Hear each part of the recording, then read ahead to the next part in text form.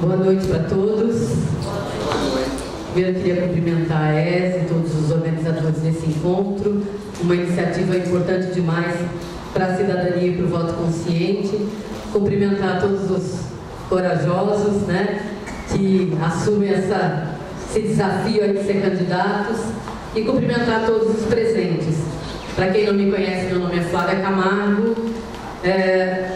Sou católica, participo na Catedral de São Dimas, sou ministra da Comunhão na paróquia, também faço parte da Pastoral Litúrgica, sou professora aposentada. E em 1992, junto com um grupo de cristãos, nós começamos a discutir a participação dos cristãos na política. Até ali eu pensava como a maioria dos cristãos, de que política e religião não se misturam. Mas começamos a fazer essa discussão de que nós precisávamos participar mais. E na época eu fui escolhida pelo grupo para ser candidata a vereadora. Depois de muita oração e reflexão, eu resolvi aceitar. Fui candidata, fui eleita e começamos na nossa diocese, junto com esse grupo que se chamou depois GCAP, Grupo Cristão de Ação Política, começamos um trabalho na diocese para fazer com que os cristãos perdessem o medo da política, que os cristãos pudessem participar mais e iluminar esse ambiente tão difícil com a luz do Evangelho. Realizamos o primeiro encontro de fé e política com mais de 300 pessoas presentes e começamos esse trabalho na diocese que hoje está aí o resultado, com a escola de política, com a ESE e com mais cristãos engajados cada vez mais. Fui candidata numa segunda vez, fui reeleita e continuamos esse trabalho. Depois fui candidata a deputada estadual, tive 25 mil votos, mas não fui eleita. E em 2006 eu decidi que eu não queria mais ser candidata. Continuei o meu trabalho no partido, o PHS, que é o Partido Humanista da Solidariedade, um partido alicerçado na doutrina social cristã, que tem o ser humano como centro de toda ação política. Um partido também, André, que proíbe mais de 2 mandatos. Eu posso ser candidata a deputada estadual e depois posso ir para mais uma reeleição. Depois eu não tenho mais legenda no meu partido, porque nós também não concordamos com o carreirismo político. E continuei o trabalho no partido e também na igreja, até que neste ano muitas pessoas vieram até mim dizendo que eu teria que voltar para a política, que era importante o meu retorno devido à história que eu tinha deixado na minha participação como vereadora. Algumas coisas importantes que eu realizei foi a liderança do movimento pelo fim da aposentadoria dos políticos com 8 anos de mandato, que era uma vergonha no nosso estado e que nós, através de um movimento, conseguimos extinguir isso. A denúncia das falsas licenças médicas de vereadores em São José dos Campos, que tiravam licença médica apenas para que os suplentes assumissem, e também as falsas participações de vereadores em congressos, que tinham autorização da Câmara para ir em congressos pagos e que, na verdade, iam para fazer turismo e tomar caipirinha na beira da piscina. Então, nós conseguimos denunciar essas coisas e acabar com essas práticas na Câmara de São José dos Campos, pelo menos no meu tempo. Hoje eu não estou mais lá. Então, retornei agora com esse desafio de levar para a Assembleia Legislativa uma presença e uma atuação cristã, voltada para a defesa da vida e da família.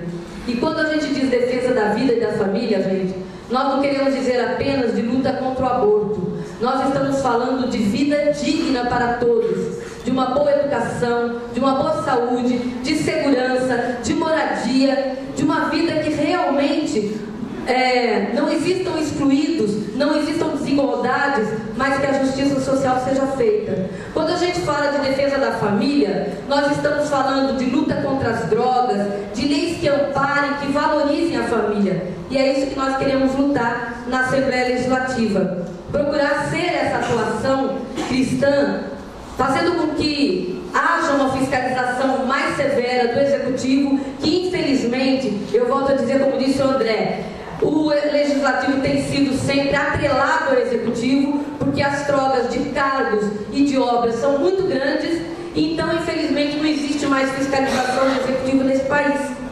O que eu quero é ter uma atuação independente, como eu sempre tive. Eu nunca tive cargo na prefeitura, eu nunca aceitei nenhum cargo comissionado, exatamente porque eu acho liberdade para poder falar o que quer, o que pensa, sem ser atrelado ao poder. Então, como deputada estadual, quero também poder fiscalizar o executivo, fazer leis pensando no bem comum, pensando naqueles mais necessitados, para a melhoria da qualidade de vida de todos. Essa é a minha proposta, é por isso que eu quero ser deputada, porque tenho certeza que posso contribuir com o Estado, posso contribuir com a classe política, realizando um mandato sério, honesto, moralizando a política que nós temos e iluminando esse ambiente, tantas vezes tão sem Deus e tão contaminado pela corrupção, pela falta de ética. Muito obrigada.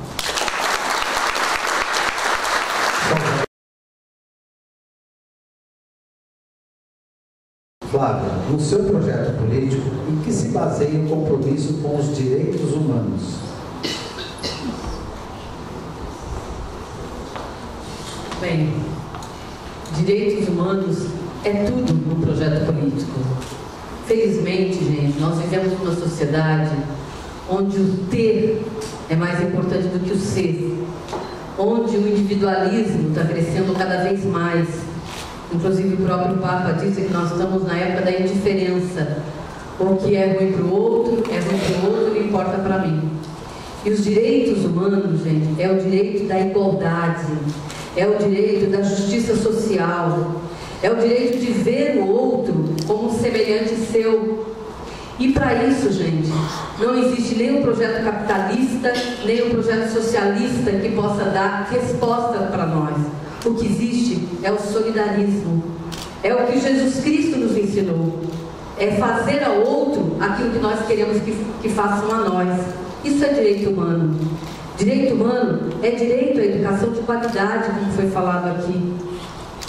Cada vez mais se investe menos em educação no nosso país. E as pessoas têm que procurar escolas particulares para poder colocar seus filhos, porque as nossas escolas públicas estão cada vez mais deterioradas. Direito humano é saúde de qualidade. É as pessoas, como disseram aqui, não terem que pagar essa exorbitância de convênio, mas poderem ter o serviço de saúde no serviço público. Direito humano é a gente poder andar pelas ruas com segurança, com tranquilidade, sem ter medo das ruas escuras, sem ter medo de sair sozinho às 10 horas da noite. Tudo isso é direito humano. E isso só é possível, gente, se de fato a população de maneira geral e os políticos de maneira geral virem a sociedade de maneira diferente. Hoje foi falado muito aqui de que as pessoas não gostam de política porque os políticos são ruins. Mas quanto menos as pessoas gostam de política, pior ficam os políticos. Quer dizer, virou uma roda, um ciclo vicioso. Os políticos pioram porque as pessoas não se importam mais com a política. Então elas votam de qualquer jeito e elas anulam o voto. E quanto pior ficam os políticos, menos as pessoas se interessam por ela. Então, o que é preciso é que nós criemos uma sociedade onde o ser humano seja o centro da ação política. O nosso partido, que é alicerçado na doutrina social cristã, defende isso, que primeiro seja mais importante o trabalhador do que o trabalho, de que a política seja feita por ser humano, de que o sujeito da ação política seja a melhoria da qualidade de vida das pessoas, a justiça social e a dignidade da pessoa humana.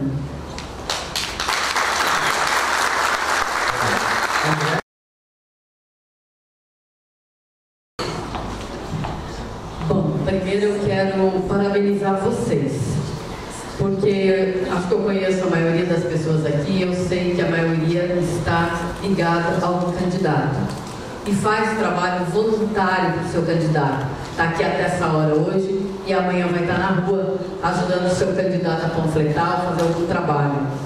Pena que são tão poucos, né, na sociedade que nós temos, que acreditam na proposta dos candidatos e que saem na rua para fazer as campanhas.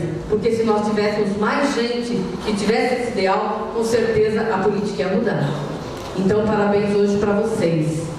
E disse que no último bloco a gente tinha que pedir o voto, né?